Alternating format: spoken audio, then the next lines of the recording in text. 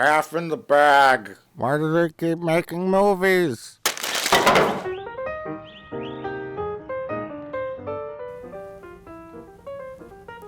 Mike, what are we doing here? Jay, don't you remember in the last episode, I mean a couple days ago when I made the website, and then we got that phone call right away? Oh yeah, hot damn, I guess the website worked. Oh no, it wasn't the website. The phone call was just coincidental. It was Mr. Plinkett. Oh. Yeah, he told us to come to his house, and if he wasn't here, just to wait for him. Well, when's he gonna get here? I don't know, and I don't know what he wanted either. I guess we'll find out. But while we're just sitting here, why don't we talk about some new movies we just saw? Oh sure, why not? Hey, we can talk about that new Blair Witch movie. That's perfect, Jay, because I am so bored right now. Oh no, the line from the original movie is, "I'm so scared right now." Oh yeah, I know that. That was just what I was saying while watching this new movie. What is that? The guy who uploaded this video said it was from a tape he found in the Black Hills woods.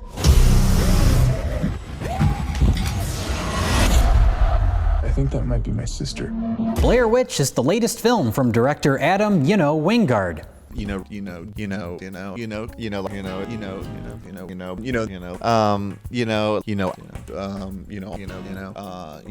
the film, a group of young people venture out into the vast forest in Burkittsville, Maryland, to make a documentary about the myths and legends of the Blair Witch. Kind of like what happened in the Blair Witch Project. Exactly like what happened in the Blair Witch Project. Mike, what did you think of Blair Witch? I hate you. Yeah, and the show here. I hate you. Why? I didn't make this movie. Would you Which- have rather have seen 9 Lives starring Kevin Spacey as a talking cat? Yes. I wanted to see 9/11 Lives about all the cats lost in the World Trade Center. Sure, there was a couple in the building. Someone had a couple cats. Someone's cat came to work with them. Could someone do some research on this and let us know if there were any cats in the buildings on 9/11? What are we talking about? Oh, the Blair Witch. Oh, I'm so scared of the Blair Witch. I don't know. Should we just start saying spoilers? I Yeah, guess? spoilers. We're gonna get into spoilers. Recommendation before we get into spoilers. Yeah. I was gonna say spoilers don't matter because if you have seen the movie, spoilers don't matter. Yeah. And if you haven't seen the movie, don't. There you go. And then it doesn't matter at all. So we're gonna talk about everything that happened in this movie. I'm gonna start off with positives. Okay. First, the positives were it had great sound, and the haunted house ride at the end was quite visually interesting. The house itself. Yeah. So my congratulatories go to the set designers and whoever built that set and aged the wood and paint and all that and built the stairs and made all the dust. And that's it. Okay. See, that's interesting you'd say great sound, because I was early on, the first part I had to hold back from chuckling at was sound related. Because you look at the first movie and the sound design and that is so subtle. Like, did you hear something? And you have to really listen to try and hear anything. And this one, it's like, I think I heard something outside my tent. You're like, oh fuck. It's like at the forefront of the speakers, right in your face. That's the whole movie, I guess. It's a very conventional sequel to a very unconventional movie. I wouldn't even call it a sequel. I think this definitely falls into the soft reboot category. Sure. But to me, as I was watching it, it felt like what I would have expected to get in 2000 when they did the quickie cash-in sequel to Blair Witch. Where it's like, let's just do the same movie over, but make everything bigger. Instead they went this weird route and they made their weird meta movie that nobody liked. And so now, 20 years later, we're getting, I'm going to go out in the woods and find my sister and have the exact same things happen. It feels like the kind of quickie cash-in sequel you would get immediately after a movie's popular. It was a very bad idea. Good in terms of, hey, we can market the name, people remember the name, and they'll go see it. Yeah. And horror movies are cheap to make. They'll make a lot of money, blah, blah, blah, blah, blah. It's good in that regard. It's bad in the idea that the point of the first one was subtlety, scariness or terror through subtlety. Yeah. Just like you said, the tiny little crackling noises in the woods that you could barely hear, and then just the very simple image at the end of the kid standing in the corner. We didn't know really what happened. Yeah. Never saw the Blair Witch like we do in this one. Those idiotic jump scares in the first half of the movie, but the jumps, you could tell someone was going, we need a jump scare here. Yeah. The market research is dipping at this point. Well, there's one point when it happens like 3 in a row. Yeah. To the point where a character says, stop doing that. Yeah. It's like, okay, the movie's commenting on it. That doesn't make it okay to do it. It's still obnoxious. But the core problem with the movie was that I had no fucking idea what was happening. I mean, I did in a literal sense. Here's what's happening. Right. But I didn't understand what was going on, and I didn't know what I was supposed to be scared of. Well, a big problem is that you don't care about any of these characters because they're not really characters. They're teens in the woods characters. Sure, but there's like nothing to any of them. There kind of is to the like the weirdo redneck couple that goes along. Yeah. He's still using an old mini DV camera, and they're sort of like genuinely interested in this stuff. And he sort of is a counterbalance to the black guy, whatever his name is, who like skeptic. Redneck guy will say something like deadly serious, and the skeptic guy like laughs at him. And it's like, okay, I see what you're doing here, but there's nothing else to these people than that. Yeah, there's a mild budding romance between James and Lisa. Is that their names? I think that's right. Where it was like they had a little moment in the tent, and you could tell they're going to be a thing, and but they never really developed it other than he teaches her a breathing method when you're terrified in the woods, when a witch is trying to kill you. Yeah. Calm the fuck down and breathe. And then she uses it later in the film. That's true. When she's crawling through a tunnel. Yeah. Something happened. It was brilliant. It was brilliant. This looks familiar. We've been walking in a circle. No way. First of all, it's a thinly veiled movie about alien abductions. We see the Blair Witch, and the Blair Witch, for a second, it's like this weird creature, and then at the end, they're in the house, and they're like, stand in the corner, the Blair Witch is gonna get you. And then all this fucking light comes through the window. Yeah. And then it's like, none of the bodies are ever found.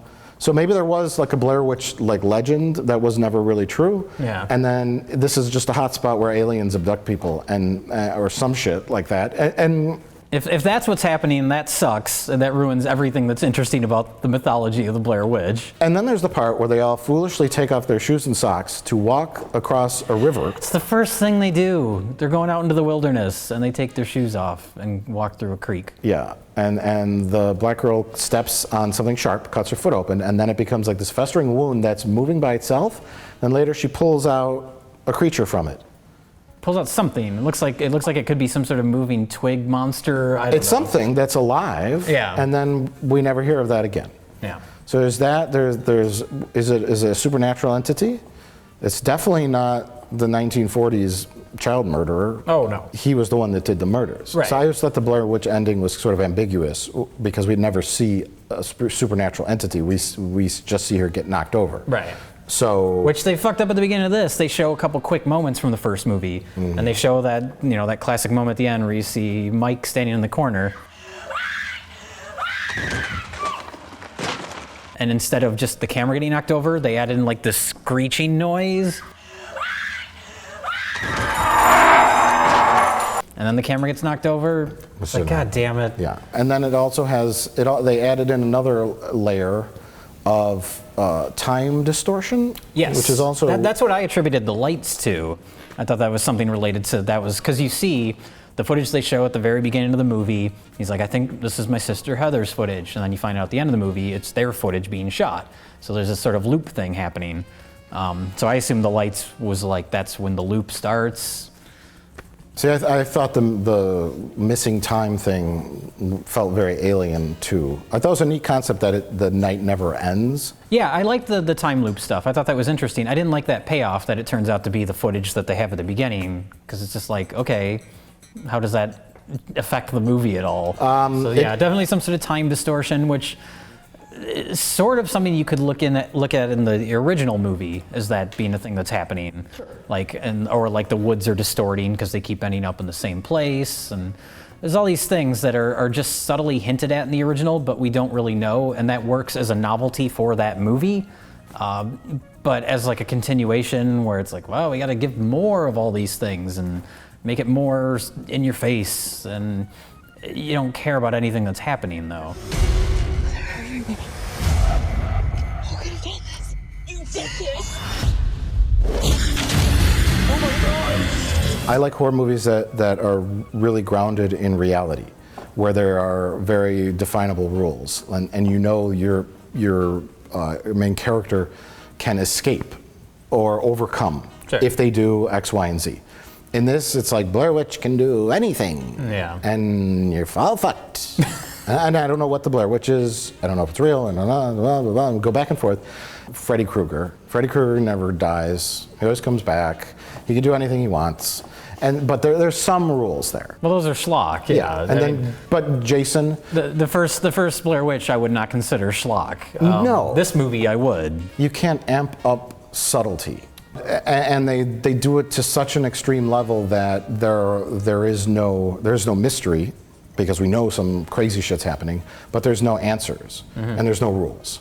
So really, it's a lot of screaming and running around the woods.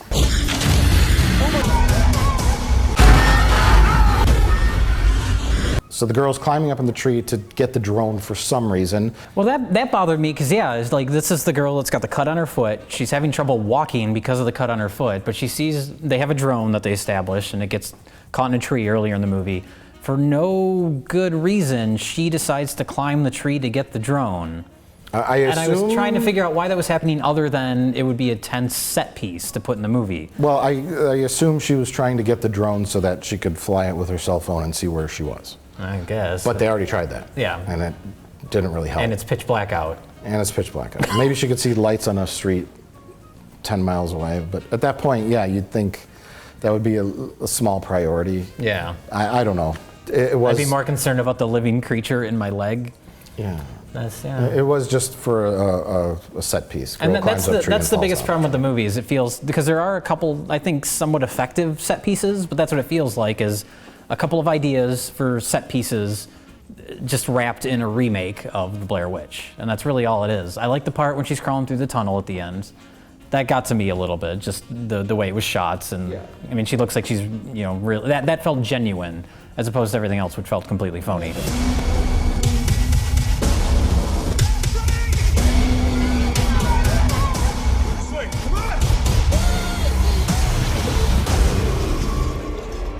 Straight out of Star Trek Generations, all the characters have little cameras in their ears. Little, like, Bluetooth cameras, yeah. So they all have Bluetooth cameras, which I'm sure exist. I liked when they were cutting back and forth between, like, the DSLR camera and the kid's shitty mini DV camera. It's like, okay, that's all we need. I mean, it kind of makes sense as it goes along, because the big thing in found footage is, like, why are they still filming? And at a certain point, like, the one character doesn't have her DSLR anymore, so she's not really filming, and it becomes more POV just because of the headsets. But apparently those things have unlimited battery life. The thing is, everybody does have a camera now, and you could probably do something interesting with that as a contrast to the original movie, when, it was it takes place in '94, came out in '99. Yeah. Nobody had cell phones and video cameras on their phone and all that stuff. You could do something interesting with that now, but yeah, the idea that they have these high-tech, like, who bought them all this shit? These are like poor college students, I'm assuming. I don't know. The ear camera was a very, very bad idea, a very, very bad answer to the question of why would anyone keep filming during this, other than the obvious of the light on the camera. Yeah. And also to intercut close-ups. I don't know. Well, I don't know if we mentioned this when we talked about Chronicle, but it gets to a point where there's so many different angles and so many different cameras shooting that they're cutting around them like a more conventional movie, to the point where you're wondering, why isn't this just a conventional movie? I mean, in this case, it isn't because it's called Blair Witch, I guess, but yeah. It has to be a found footage thing because the original Blair Witch was. Right. And it's because that's the gimmick. That was the original gimmick in the first one. And that's why the first one works, because it was a unique thing. Because it was the original idea. You can't recreate that. No. Especially in something that feels so inauthentic, when the strongest quality of the original movie is how authentic it feels. Right. Yeah, this one was just balls to the wall, horror, crazy nonsense. There's something out there.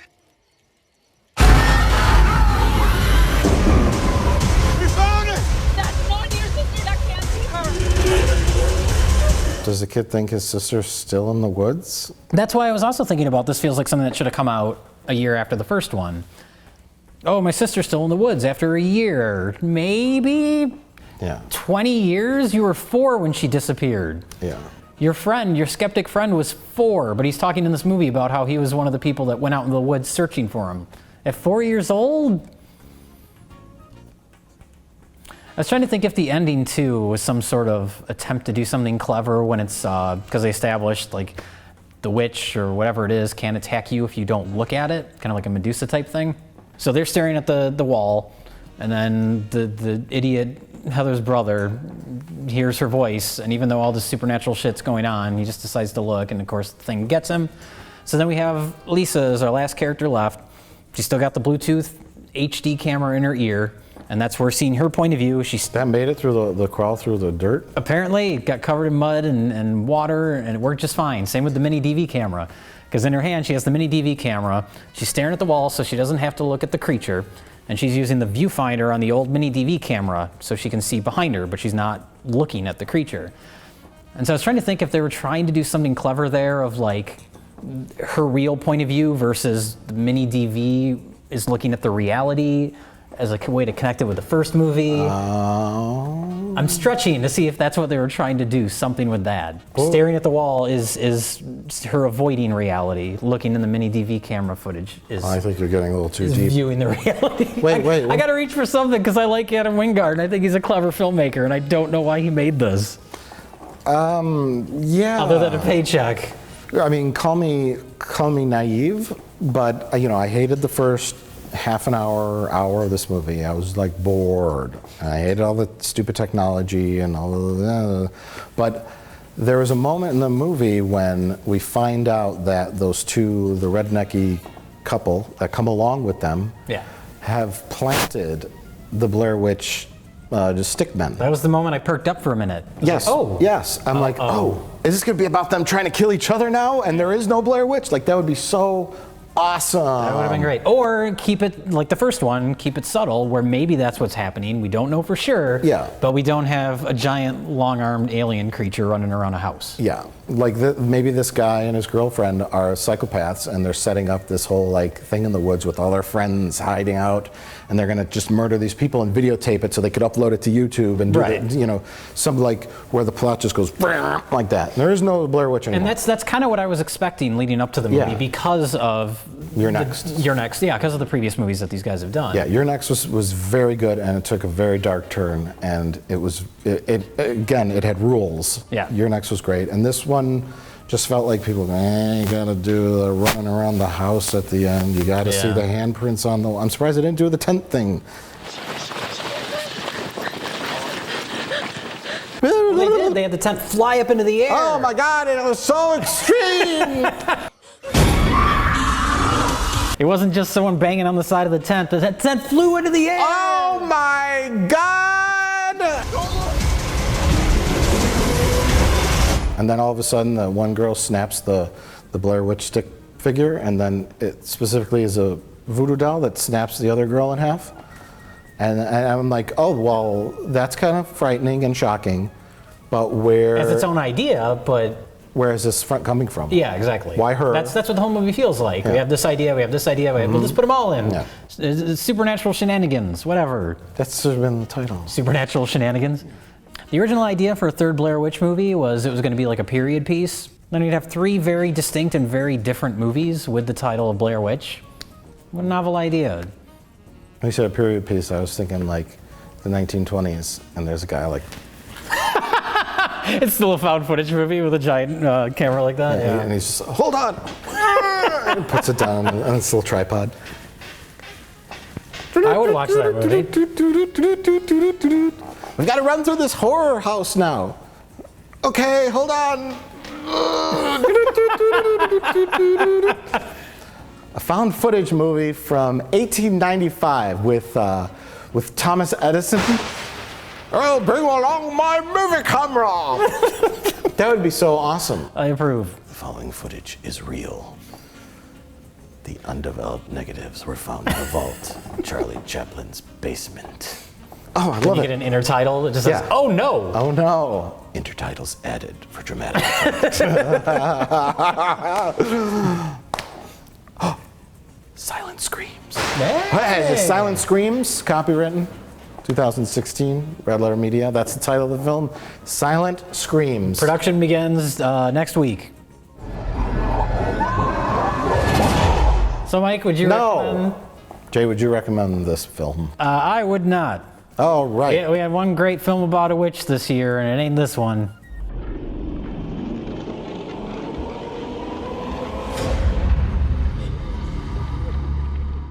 You know,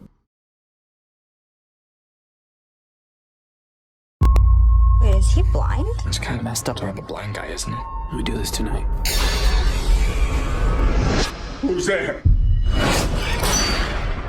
Don't Breathe is a film about a group of low-level thugs that break into an elderly blind man's house to steal his fortune. Little do these dimwits realize that this old blind man is some kind of ex-Marine or Army guy or whatever, and he possesses superhuman abilities to sense when someone is near him, except for when he can't do that, which is about half the time. Jay, let's talk about Don't Breathe. Okay. Which is not in theaters or never was, or? It was the #1 movie in the country like 2 weeks in a row. It was in the theaters? Yeah, it still is. What? It's still a movie that is out. Have you seen the film? The whole time I read that intro, I was thinking of a different movie where there's a mute lady whose home is being invaded. Oh my God, so many. You think we were talking about Hush? I did. Oh my God, there's so many horror movies about people with disabilities being attacked. Yeah, I watched Hush. That movie was suckier than Don't Breathe, but it was still good. I liked Hush. It was okay. Yeah. But anyway, this film, it takes place in Detroit. Yeah, there's been a lot of movies shot in Detroit over the last few years that really utilize how shitty and horrible Detroit looks. Mm-hmm. There was It Follows was shot in Detroit. Jim Jarmusch's last movie, Only Lovers Left Alive, was shot in Detroit, and they really utilize just how dumpy that place looks. But yeah, the movie looks filthy, and these characters are kind of sleazy, except for the guy who looks like a clean-cut, like high school kid. And then there was one guy his name's like Money or G Money or something, and he's all tatted up and crazy. So they get a rumor that guy on a block that's basically abandoned, except for his house, he has got a secret fortune because the clean-cut kid, his dad works for an alarm company. Yes. And So he has access to all the keys to all the Yeah. places that his dad is in charge yeah, of. that's the premise, is that they got to break into this old guy's house, but he's not just some old guy, he's a badass. It's what you call a high concept movie. I like the movie. Do you not a like lot. this movie? I'm No. not getting a good vibe from you here. No, I like the movie a lot. I thought it was interesting to me that it was the #1 movie in the country because it's essentially a very sleazy exploitation movie. It's slick, like it's modern, it's shot like a contemporary movie, but story-wise, it's very sleazy, which we'll get into when we talk about spoilers. But it feels like a high-concept B-movie idea. Yeah. Done very, very well. Done well enough where you kind of aren't thinking about how silly parts of it are while you're watching it. Yeah, and I think it could pull the wool over a lot of people's eyes, like just this looks like a modern horror movie, but the ending gets very trashy and very, very goofy. Yeah. But it's one of those concepts that I like. I like people trapped in a building trying to figure out ways to do things rather than just, example, Blair Witch remake, where you're just in the woods and whatever happens and you're fucked, and there's a supernatural force that could do anything, and you have no choice but to die. There's no sort of story progression. It's in something like Blair Witch. It's like they go out there and then bad things happen and then the movie ends. Right. The only story progression was we finally found the house. I guess they were looking for it. Yeah. I don't know. Anyway, back to Don't Hush. Don't breathe. Yeah, no, this one, it very efficiently, it's a really well-made movie from a directing standpoint and a storytelling standpoint. But before we get to the house, everything before that is it's very quickly set up, the situation, what's happening, and then once they're in the house, we're in the house for basically the rest of the movie. And it keeps the location interesting as far as the way it's shot. I like the use of the night vision parts. Yeah. And it's supposed to be complete darkness rather than, James Cameron blue lighting or whatever. It was different. That's the problem when you see movies like that where it's supposed to be pitch dark, but there's still people going like this, Yeah. but it's brightly lit and it looks silly. They get completely around that here. It's not green night vision, it's just sort of a gray, but it works, it's effective. It doesn't look silly when they're doing like this because you've seen night vision before and it kind of has that same effect. Yeah. But effective. I think what makes it work is that, the characters aren't the most likable characters I've ever seen in a movie, but you kind of understand them. They have motivation. There's motivation, you understand them, you know who they are. The one guy loves the girl, but she's with the douchey guy, the guy, out of the three of them, which one's going to bite it first, though? Sure, but they're set up. Their situation is set up. Their goal is set up, and it's a concept I haven't seen before. Yeah. Killer blind guy. Well, and even up until a certain point, you have some sort of sympathy with the old man. Up until a certain point. And that changes. It had a few too many characters looking around, and then they turn, and he's right there. There's a few too many of those. I feel like they do that like 3 or 4 times right in a row. And I don't remember too many, but as far as like, you always like the movies that are just set in one location. Yeah. That's fine with me as long as, most movies that attempt to do it seem to pull it off where they can keep it fresh. You really have to sit down and, okay, here's the movie we're making. People are trapped in a house with a blind guy. Why don't they just jump out the window? And then so you have to okay, no, they can't do this. No, they can't do this. They attempt to do this, but it's foiled by this and all, Right. all the little parts like, okay, now why don't they try to do this? And then at one point they do find his money, and then that kind of changes direction, and then more. And she does get out of the house, and then is right back in. And there's that wonderful little action sequence with the dog trying to eat her in the car. Oh, yeah. And which felt like, hey, we gotta get out of this house and do something out of this house. People are gonna hate this movie because it's just in the house. And then they do some stuff out of the house and they come back in, and then you find more revelations, and this happens, and then some fucking awful, disgusting things happen that I'm not gonna spoil. And then it has a satisfying conclusion. It stumbled a bit in the ending for me because they kind of, again, without going into spoilers, but they set up like a moral dilemma for our main character, and I don't feel like it pays off quite too well. I'm sure the Detroit police have better things to do than try and figure this case out, but... So some plot hole kind of stuff happening with the ending and the wrap-up, and but we don't want to get too into that. We're not going to talk about spoilers on this. I don't know. Should we? For anyone that's seen the movie and is interested, we'll go into spoilers a little bit here. Skip to this time code to avoid. So yeah, just when the movie's finding its groove and you're just like, okay, I see what the setup is, I see where we're going, boom, we take a turn, and it turns out this old man has a rape dungeon. He has a woman tied up, who is the woman that killed his daughter. That he is, well, that's the first realization. Oh, now we're going into a different direction, and then they untie her, and then through situations she ends up getting shot, and you find out she was pregnant with his child, and you're like, oh, it just keeps going in like these more borderline absurd, but it's still like you're in it. You're into what's happening story-wise. Yeah, he becomes more villainous at that point, where at first he's just defending his house and his property. Yeah. And then you discover he's insane. Right. He's trying. Which I like that, like pulling the rug out from under you, where you're sort of sympathetic to his situation. Yeah. And then it just completely derails. Yeah, he's Oh no, he didn't rape. Well, that's what he says. I'm not a rapist. I just fill turkey basters with filthy semen. Did you notice in the close-up of the semen, there's like a hair in it? Like, it's completely disgusting. Yes, I did notice that. Yeah. Shoves that turkey baster. Although he has a woman kidnapped and he's making her have his baby via turkey baster, not a rapist. He's a morally upright man because he really wants his daughter back. At first it was because that was the girl that ran her over. Yeah. Drunk driving, I think. She took my daughter's life, so now she's going to give me a new daughter or something like but that. now it's like, oh, you have a vagina, you'll do. Yeah. You have a uterus. Well, you get desperate times. Desperate times call for desperate babies. I don't know. But yeah, so at that point, it's like, yeah, what do you do with this guy? Yeah.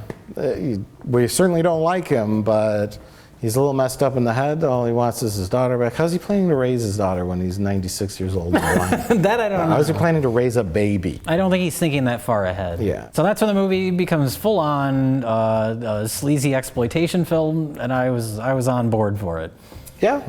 Because it'd be different if it was like, if it felt like cheaper or like more poorly made, but it's a really slick, well-made, fast-moving movie. It's the guy who did the Evil Dead remake, which I thought, I like that Evil Dead remake more on rewatching it than I did the first time we saw it.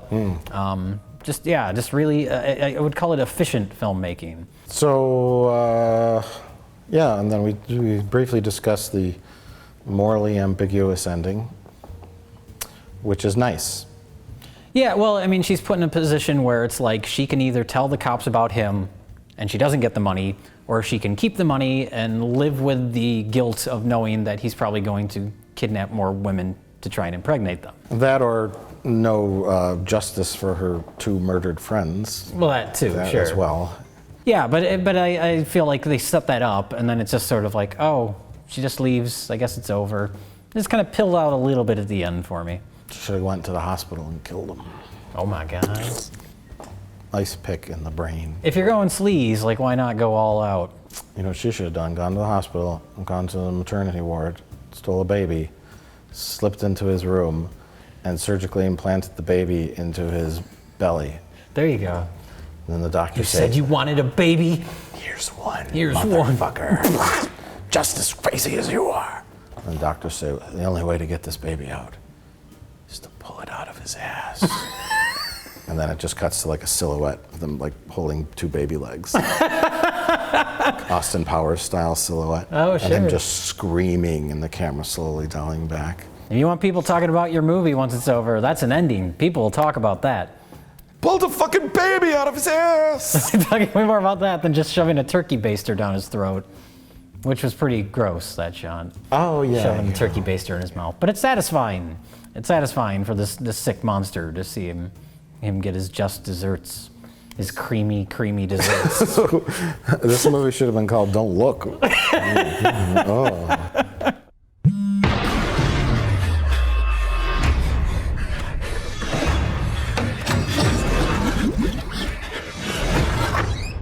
Sleaze, classy sleaze. Yeah, you don't see a lot of that, especially a movie that is this wide released and that did so well.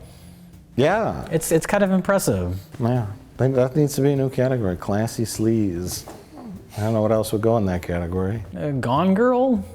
Gone Girl. Consider that classy sleaze. It's classy tabloidy sleaze. Yeah. It's all different subgenre. Okay. There's at least subgenres Yeah. of classy sleaze. Yeah. Gone Girl. Yeah, I guess that's classy sleaze. Yeah, you're right. A little soap opera, a little tabloid, a little Lifetime network movie, all mixed, made by David Fincher. What? So, Mike, would you recommend Don't Breathe? Everybody already saw it, but Yeah. if you haven't seen it, yeah, I would recommend it too. It's a good watch. It's a solid, tight little movie. And I don't mean little as like an insult, but it's not, some grand thing. It's just a solid, tense movie.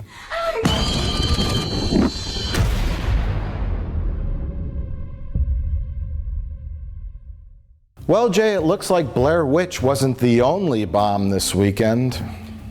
It also wasn't the most disappointing thing this weekend. What a bad weekend. Hello. Oh, hi, Mr. Plinkett. We've been waiting for you. What's up? Well, I've been doing some thinking. I figured since it's taken you guys 5 years to fix my broken VCR, then maybe it's time I bought a new one. Oh, yeah? Yeah, I went to the store, but they told me they don't make VCRs anymore. So then I went to the thrift store and I bought a whole bunch, but they're all broke. Not following you. Well, I need you to fix them, you numbskull. I'm working on the 1,000 monkeys at 1,000 typewriters theory here. I figure that if I buy 1,000 broken VCRs, that you two assholes can fix at least one of them. But wouldn't you also need 1,000 VCR repair? Yeah, you know, we can do that. That's a great theory, Mr. Plinkett, and a wonderful idea. But we are going to have to charge you mega overtime. Oh, of course, yeah. Yeah, I know. I'm dipping into my life savings to pay for it. I'd ask you two to help me bring them in, but you'd probably just charge me for that too. You're goddamn right we would.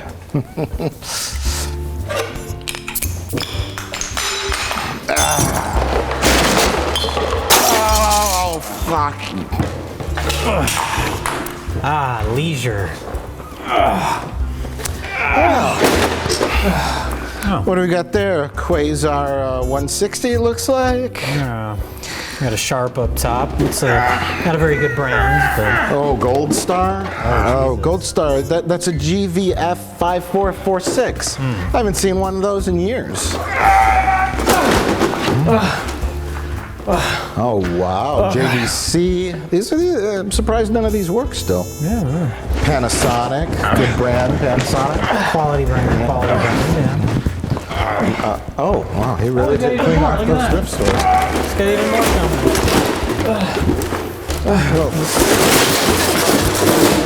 coming. Well, now it's really going to take a long time to fix these, Mr. Plinkett.